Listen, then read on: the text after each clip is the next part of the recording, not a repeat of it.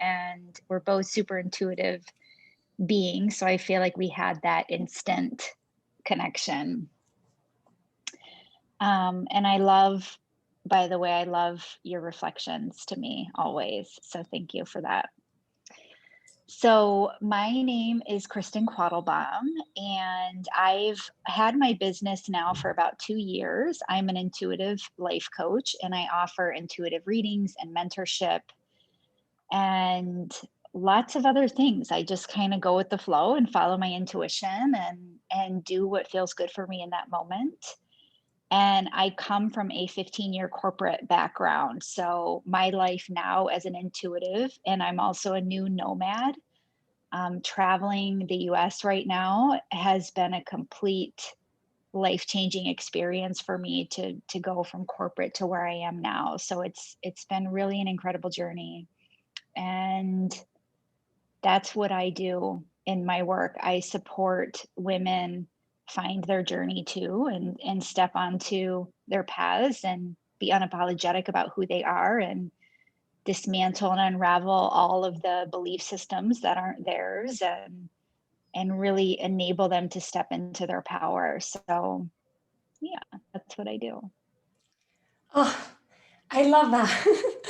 Such a powerful transformation, and it's so interesting because I also feel that intuitive connection with you, very feminine, very easy.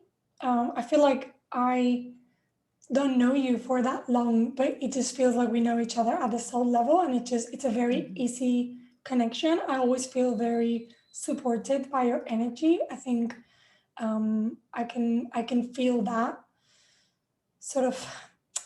Um, I feel like you're supportive of those around you. I don't know. That's the Mm. energy that I get from you. Like you're very much like that mama bear energy.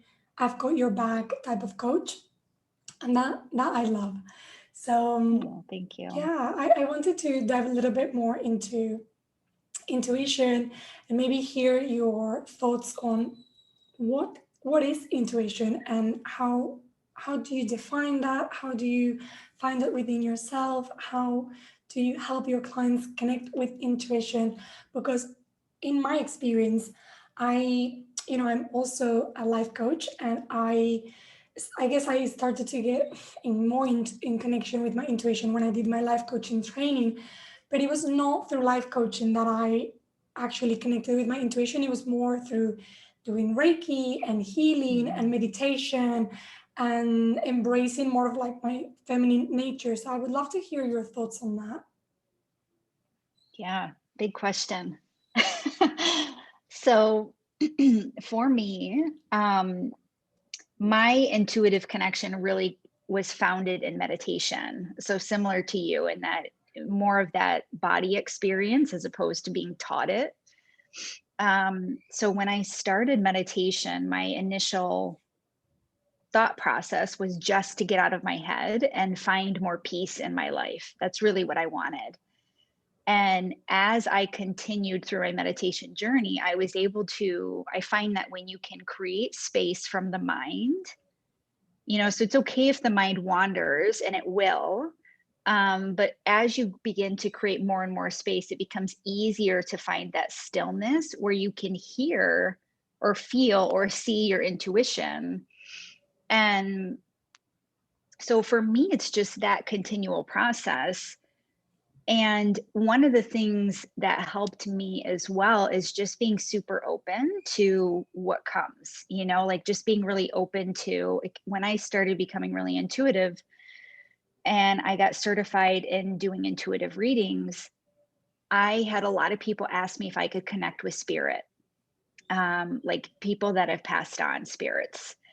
And I was scared. I was like, I don't know if I can. I don't really want to open that can of worms. And I just wanted to let my journey evolve as it was meant to. I didn't want to try to force any messages to come through any certain way. So I just kept my heart open along the way. And like, I have had that evolve. I have had spirits who've passed on come to me and speak to me. I've been on incredible shamanic journeys and met my guides. I've seen past lives. Like, I've had incredible visualizations. My intuition is evolving so rapidly. It's really incredible once you like open that door.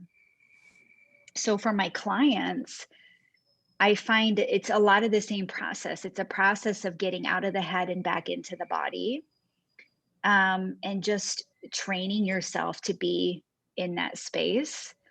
It's really training yourself to not let your mind control your life, is really what it's about. And I think the last piece of your question was which by the way, I could talk about this forever, but I'm trying to be summarize it here. For me, intuition is, so I grew up religious, not to go on like a super tangent here, but I grew up religious and I rejected it at a very young age as a child. And I couldn't tell you why. It's just there was something in me that knew there was something wrong with what I was being taught there. And so interestingly, as I developed my intuition, I started having realizations about like religion and spirituality and what it means to me. And everyone talks about how we're all energy and we're all connected. And so for me, I believe that we all have access to source, God, universe, whatever you identify with, within us. And that is our intuition. That is that higher wisdom that speaks to us. And I believe that we're all a piece of it. It's almost like we're this big puzzle that makes up this one light.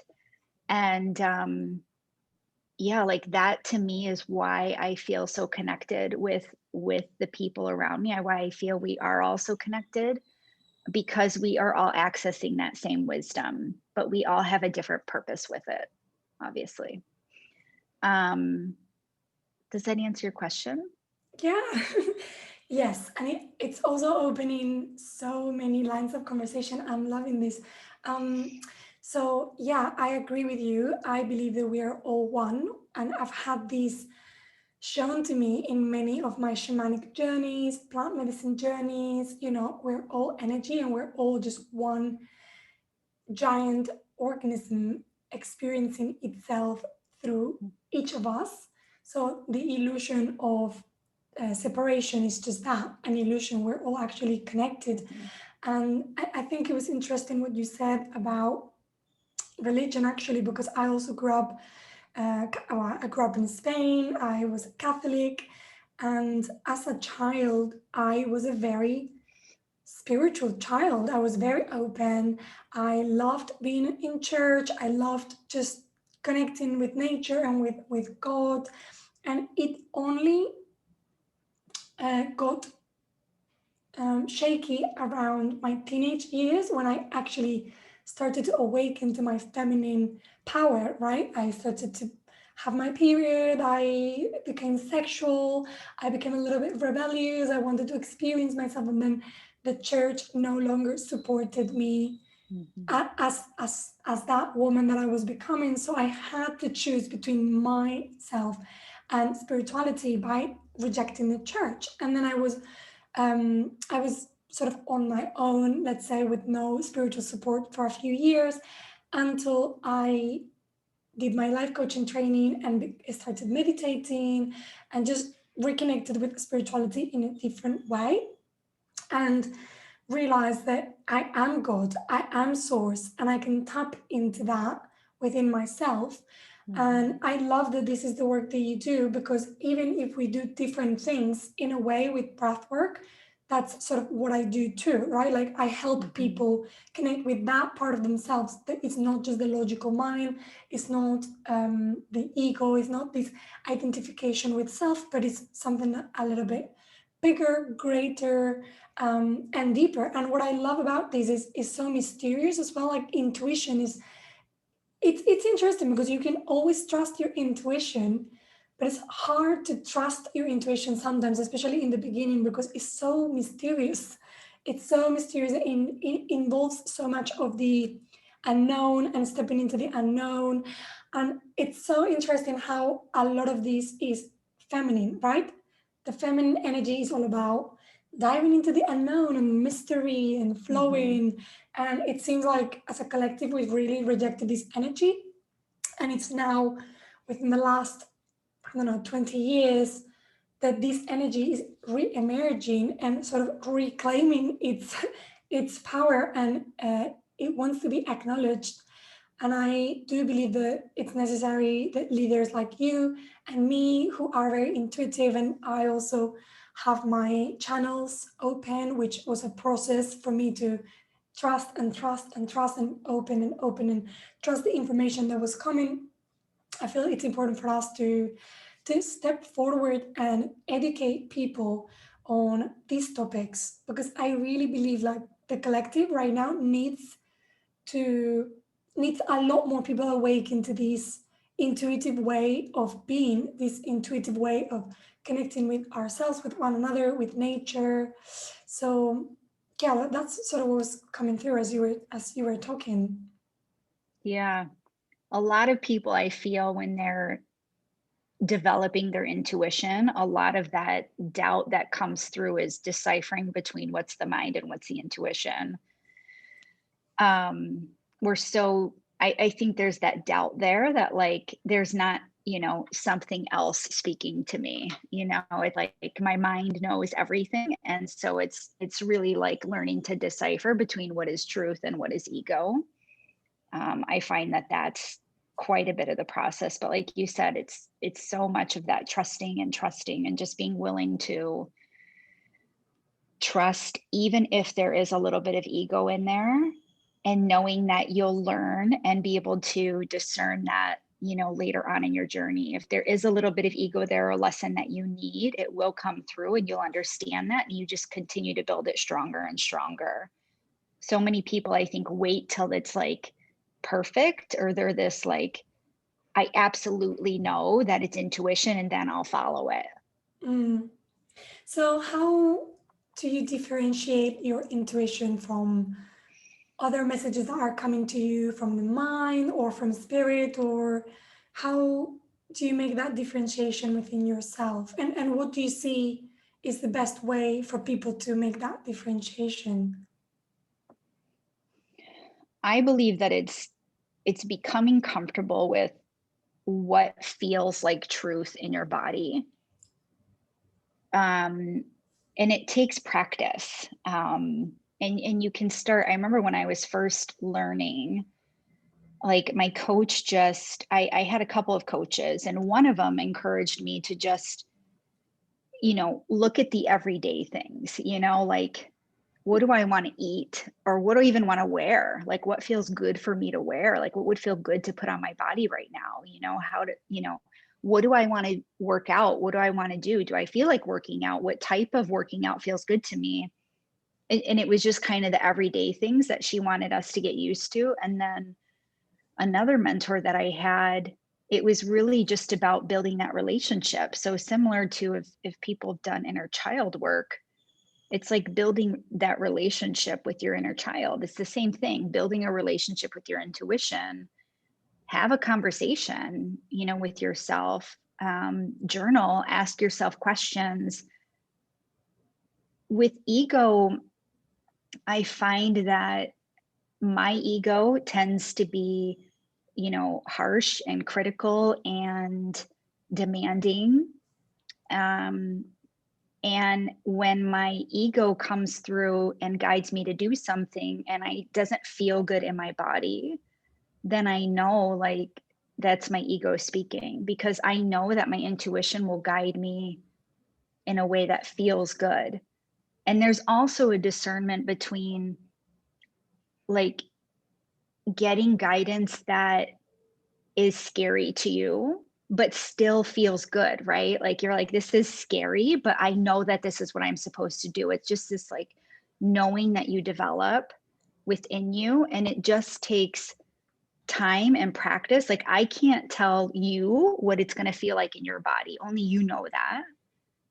And it's just about like practicing, and observing your everyday. When I do things and I follow this guidance, how do I feel? When I felt like I should go, I always give this example. When I felt like I should go to this party, this family party, because it's family and I have to go, but I felt awful when I went. What is that telling you? You know? So it's like looking at that evidence and just really being curious about the decisions that you're making and how they feel in your body. Hmm. To me, it just all comes down to the body. Like, how does it feel? Does it feel good? And does it not feel good? And it's getting comfortable with what that is in your body. Yeah, so I guess a lot of the process it's about accepting yourself as well, because if your intuition is telling you something, but then your mind or your ego are telling you, well, you're not a good person because you're not going to your family party and you should be going. It's, Hmm. I guess it's Hmm. trusting yourself and accepting yourself. And I think this is the biggest piece for me to, I feel like I hear my intuition very clearly, but I have a very strong sense of shoots in my life. Hmm. So how do you manage those, right? Because yes, I hear my intuition. How can I honor it? Yeah. When it comes to the things that, it's funny because I just wrote a post about this week. Sometimes I feel like we know things, especially when you're on this journey, this spiritual journey. You learn these things and like your thoughts create your reality. And that like follow your intuition, like all these things. But at some point you feel this like visceral integration in your body when like I finally get it.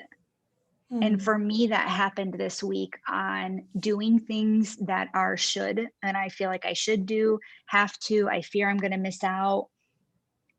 Anything that is not in my alignment is not putting the right energy from me out into the world. And my path to truth and aligning with myself is filling the world with love. Like that's what that is. It's aligning with the energy of love and truth and being that in the world, and which ultimately inspires others to do that for themselves, right?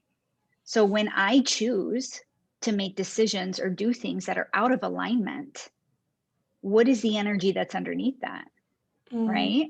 Resentment, fear, nasty energies, right? So when I'm aligning with that, that's the energy that goes out there. And I know these things, right? But it finally, like, I have goosebumps right now. Like, it finally landed for me this week. And it was an Hmm. incredible experience. And so many, I feel this comes up with moms so much because they're so used to, like, taking care of their kids and putting everyone else first and not taking care of themselves. And it comes up, I guess, with anyone in terms of self care. That's what it means when you're not in your best energy. You are contributing to that negative energy in the world, even though it may not be like a conscious, like you're not choosing to put fear out into the world. You're not choosing that, but it's a subtle thing. It's like these little things that you do. It does put that energy out there. And that's the last thing I want to do is contribute to that. Wow, I feel like this was a massive realization for me just now about what you were saying in terms of the ripple effect that we are having energetically, even with this subtle, it's like a subtle compromise to the self, right? When we don't do something that it's in alignment, when we do something that it's not in alignment, and then we go out to the world and carrying this energy of resentment or Mhm. fear, and it's not really serving us or the people around us. And I think Mhm. this happens a lot with anyone who tends to people please. And I Mhm. definitely consider myself a part of that group. I think I'm a people pleaser in recovery still. Um, wow, I think this is really big. I guess I want to ask you about, yeah, intuition and people pleasing. Well, I guess, yeah, do you have any further thoughts on that? I mean, at the end of the day, I feel like our journeys, our connection back to self is exactly that. It's back to self. It's not about anyone else. And so a lot of the journey, I talked about like dismantling these beliefs or attachments, right? That you have to other people or caring or worrying about what other people might think. Um, or understand. I mean, that's another thing I said in my post this week is like, I accept that you may not understand my choices or the actions that I take, and that your misunderstanding and or judgment of me is really about you. It's not about me making the wrong decision, because I am making decisions in alignment with me, which is in my highest good. Doesn't matter if anyone else gets it. And this is it's kind of tough for me to answer, because I feel like for a lot of my life I've been that person that's kind of gone against the crowd or whatever. So I feel like I'm less of a people pleaser, but I can relate to that in terms of my relationship with my mother, whom I feel like I was always trying to please to get her approval, you know. But it wasn't until I started saying no to her on things that just didn't feel good to me, and that was hard in the beginning.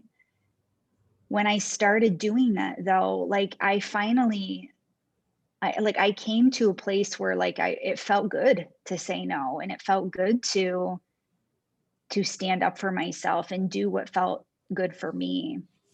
Um, so I think it's just a transition, but a lot of that connection back to self is really releasing all of that and being comfortable with, honestly, like, there's a book called How to Love Yourself by Megan Watterson and Lodra Rinsler.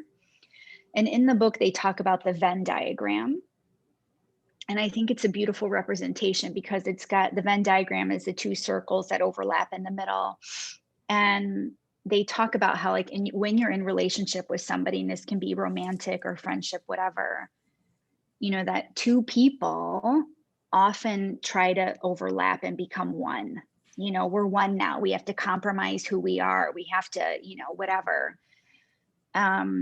But in the book, they talk about how like two people become three. And so, Kristen is Kristen's energy, and she's all in her energy, and Natalia is all in her energy.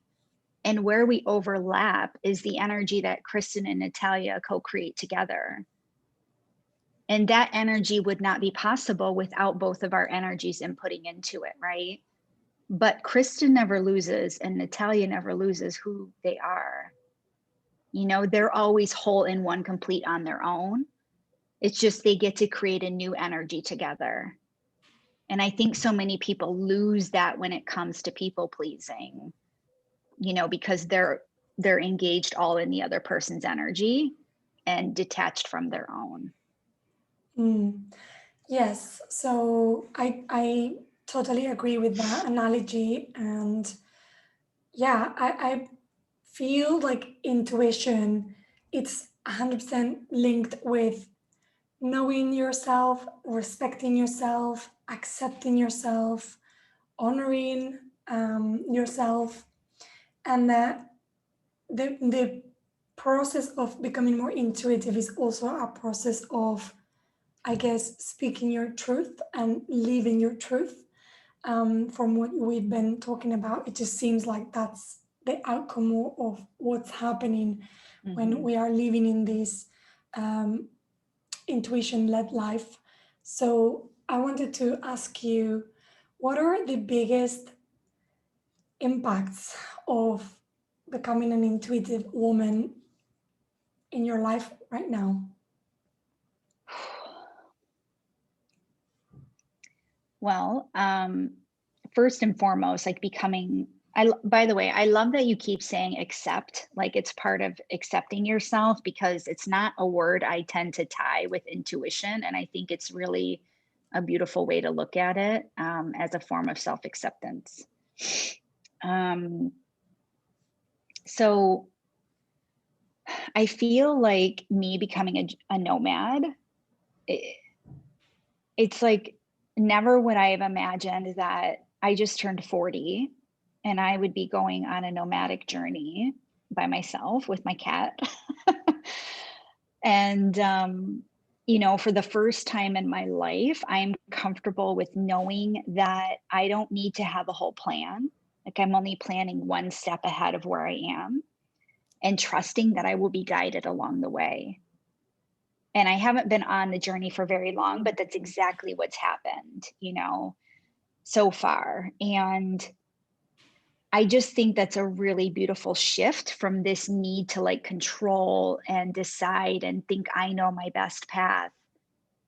And the fact that I've surrendered and the opportunities that are coming to me, like last year, before I decided to sell and become a nomad, I had an opportunity to travel with my intuitive mentor who's based in Australia. We were going to be meeting in Hawaii for a month and then traveling Europe for 5 months. And that was an opportunity that came to me that I feel like never would have been there had I continued on in this corporate journey.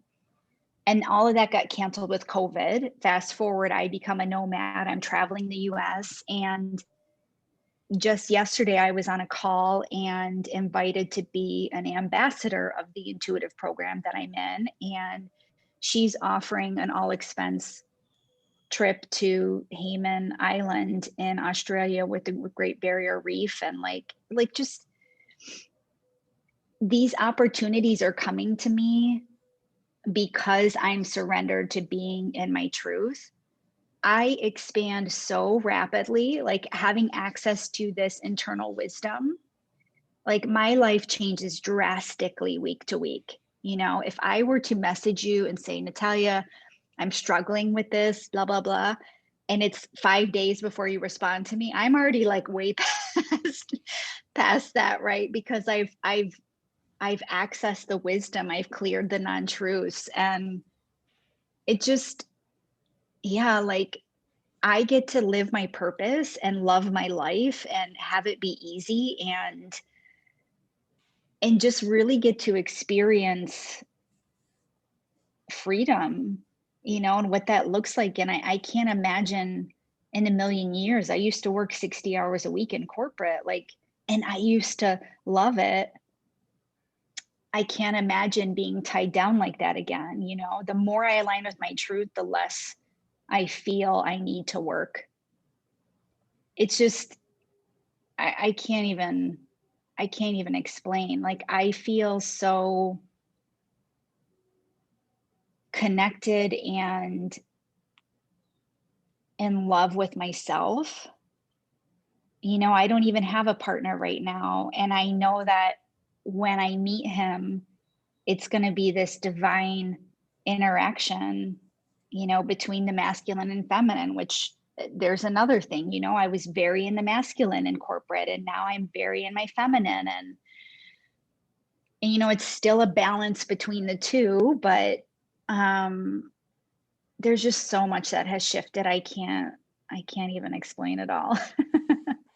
Oh my gosh, it just sounds super, super inspiring, Krista. I'm so happy for you. And wow, I really resonate. I think what you said about all these opportunities showing themselves to you because you are in alignment, it just really proves that the universe is an abundant, Mhm. rich, prosperous universe that wants to give you the best life possible, but will not give it to you until you're ready to align with your truth and to honor that and to claim your desires and clean up your mind, release the conditioning.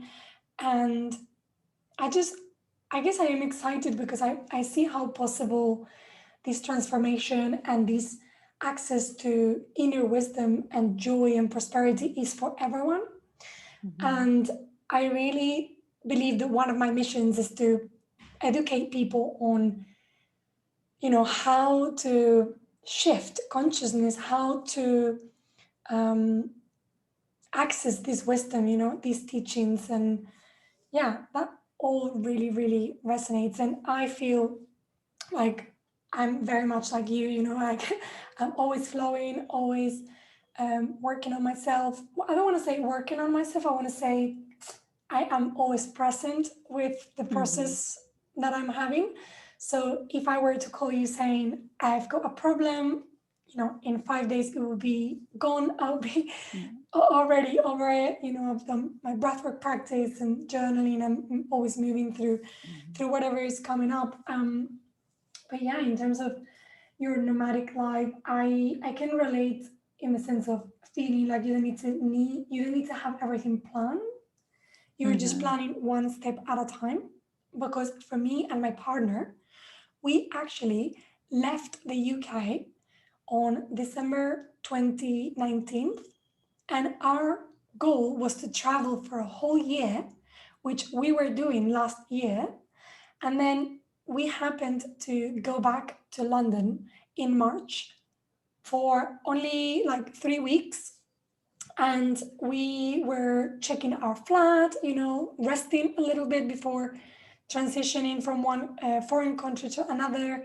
And COVID hit, and we got stuck in England for 7 months. And Mm-hmm.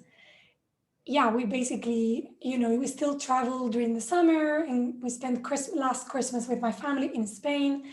But now is February, and we're back in Mexico. So the same part of the world where we started traveling a year and a half ago, right? And we're here again, and I'm like, oh, what is happening? Here I am again, again on the road.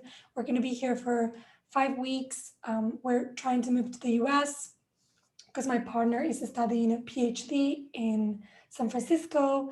So there's just so much uncertainty in the world right now, not just with what's going on in my personal situation, but just with Mm-hmm. COVID and travel restrictions and, lots of uncertainty in general. And I find that being present in the moment and trusting my intuition and trusting where I'm being guided to be in the moment is it's okay, and it requires a lot of surrendering and a lot of trust. Mm-hmm. But I feel like I'm rewarded when I listen to that intuition. I'm rewarded. And for example, coming here to Tulum, um, on the first week of being here, my best friend from England happened to be here as well with her friend. And it ended up being a really good week for me because I just felt like it was a good transition to just come to the country and have Mm-hmm. a friend, and it gave me a sense of being home. And I was like, wow, this is insane. And I've been trying to plan a trip with her for a couple of years. Like, oh, we should go on holiday. We should plan something. And we fucking never ended up planning anything. And then in this perfect time, we ended up being in the same place, deciding to spend some time together here. And it's been absolutely, absolutely magical. And we're deepening our friendship, and it just feels like it's magical. And this is what I'm Mm-hmm. getting as well from your story. Like there's this sense of life is really magical if you allow it to be. If you follow your Mm-hmm. intuition, if you are true to yourself, then you can invite the magic of life into your awareness. But if you are just having the same routine every day, doing the same things with the same people, never wanting to dive deep within your own journey, within your own psyche, it's like you miss um, the wonders of this life. Mm-hmm. Even when I was in corporate, before I felt that I was intuitive or empathic or any of those things, I noticed myself wanting more and always looking for more and embracing change. And so when I had opportunities, I worked with one employer in like 4 different states. So they kept moving me around. And so when those opportunities came, I just kept saying yes. even if I was moving to another state, and I always thought to myself, what do I have to lose? You know, if I don't like it, I can always change. It's not like this decision is set in stone. And I think that some people give fear more credit than it deserves sometimes too, because fear is only an indicator of change and growth, you know, when it's not in a survival sense, obviously. Like if you experienced fear out of there's a fire in the house and I need to get out, that's different. But in terms of, making a next move and accepting a change in your life, if you feel fear, it's often an indicator of expansion, which the ego doesn't like because it's different and unknown to it. It doesn't feel safe there. But so many people take it as this indicator of I shouldn't go. I shouldn't do the thing. I should stay where I am because it's safe. But as you said, you end up being stagnant in that energy then. And you don't get to explore and see like the magical things that could happen for you if you just allow yourself to expand, because that's what you really are doing, like just expanding, and it's limitless. I feel like you're reading my mind. I was about to say, when you are connected with your intuition, you access your limitless capacity to create Mm-hmm. whatever you Mm-hmm. want to create. And I wanted to touch on quickly before we wrap up the conversation, because I'm cautious of your time. But I wanted to touch on desire and those feelings of longing, because for me, I feel like desire and listening to your deep longing, it's a sign that your intuition or your soul is wanting you to pursue a certain path.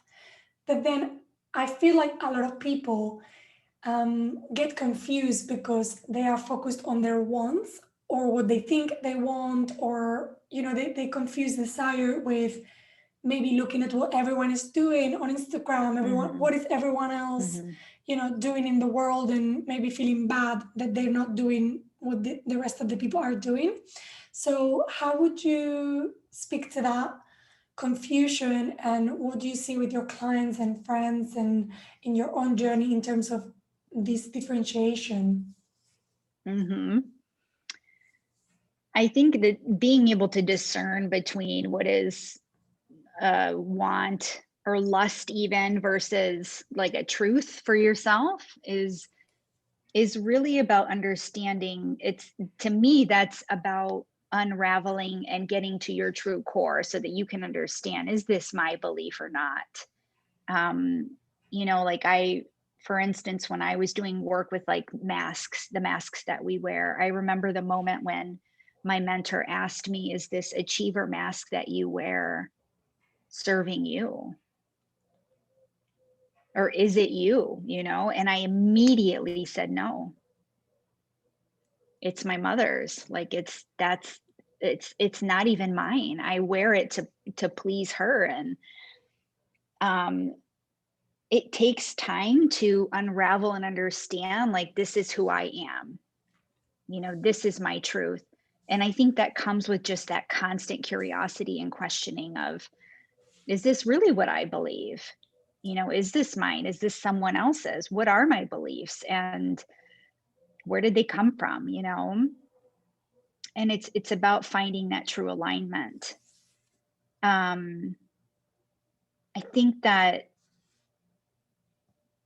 there was something, what did you ask at the end? How is it something about my journey? Yeah, I was just gonna ask if, well, if you have seen your clients or your friends, or even you've experienced this confusion between um, desiring something and coming from that wanting, lack, or Yeah. comparison to others. But I think you already answered that with what you said. And what just came through as you said that was, it's interesting how when we're connecting with our intuition, we still need to consider the mind, right? Because let's say that you're asking yourself, what are my beliefs? What is really true for Mhm. me? that is going to come to you still in the form of a thought, or it's going to be Mm-hmm. operated through the mind, but it's like it's got a different taste when it's coming from your intuition versus when is these masks that we wear because we've been conditioned to, or these beliefs that are not ours. And I guess they just feel different in the body, right? Yeah, and I think the important thing is when you are examining your beliefs in flipping it, it's so cliche, right? People are like, "What are your beliefs?" and then make a new list of beliefs, but the thing is like because your thoughts create your reality, it's okay to think or have something that comes up, like a thought that comes up that is a non-truth for you, as long as you can observe it and say, this is not true for me, and this is what's true, right? You're countering that so that it doesn't resonate in your body and manifest in your reality. So Mm, you're always inviting in that truth to say, no, this is what's true for me. yeah, this is really good, I think, because it's like we are combining our superpowers, right? The intuition, the inner voice, the soul with the mind, and then it's how can we observe all of it to Hmm. choose, and then after we choose, then we allow whatever manifestation to come after that. But it's our responsibility to be that active observant force into these intuition, thoughts. Yeah, it's all a part of you. So like anything that you reject is going to create resistance. And for a long time, I feel like as I was growing my intuitive abilities, I felt like I wanted to reject the mind. I wanted to reject who I called corporate Kristen. And what I've realized recently is that my mind also enables me this like super ability to process what's coming through intuitively. So, especially when I get those downloads that are like brand new knowledge that I've not ever like considered or thought of, like I can feel my mind like processing it, right? And making sense of it and understanding it and helping it resonate within me. So it's actually helping my intuition in those cases. It's not in a way that's like, oh, that's not true and going against it, right? It's in a way of it's truly processing it and helping it integrate. So yeah, it's the mind is it can be powerful too when you direct it in the right way. Sorry. That's okay. Yeah. Well, now as we're speaking about this, I'm just feeling this intuitive thought or this intuitive energy to tell you that I think that you should do a guided meditation on opening your intuition and using your mind as like a tool to anchor whatever is coming through. I don't know, something Mm-hmm. around that feels like it could be something that you do. I can see you doing that, and it's just coming through right now as we Cool. talk. Thank you for that. All right, Kristen. Well, we're about to wrap up, so thank you so much for today's conversation. Is there anything else you want to share with the community that I haven't asked you, or it's resonating? I would say if you're on the fence or you're waiting, you're feeling lost and just you don't know where to go, just start taking little steps towards that unraveling and discerning what your truth is and moving forward on your path.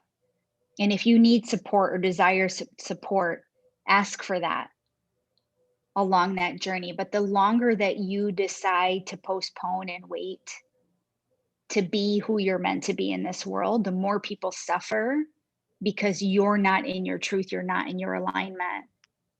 There are people waiting for you to align and inspire them too.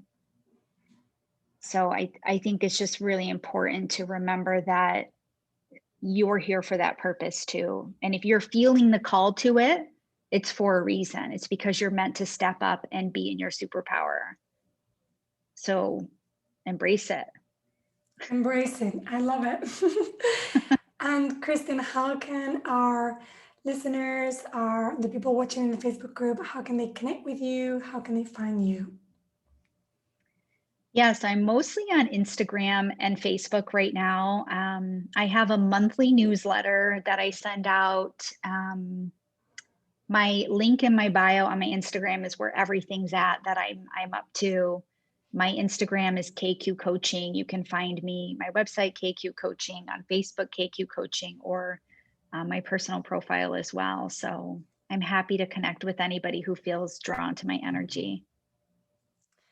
All right, amazing. So we'll just link all your website and Instagram on the post in the Facebook group, and when I launch the podcast, it'll be all in the comments. So, Kristen, thank you so much for today's conversation. Well, thank you. It was very expansive for me too. All right, we'll speak soon.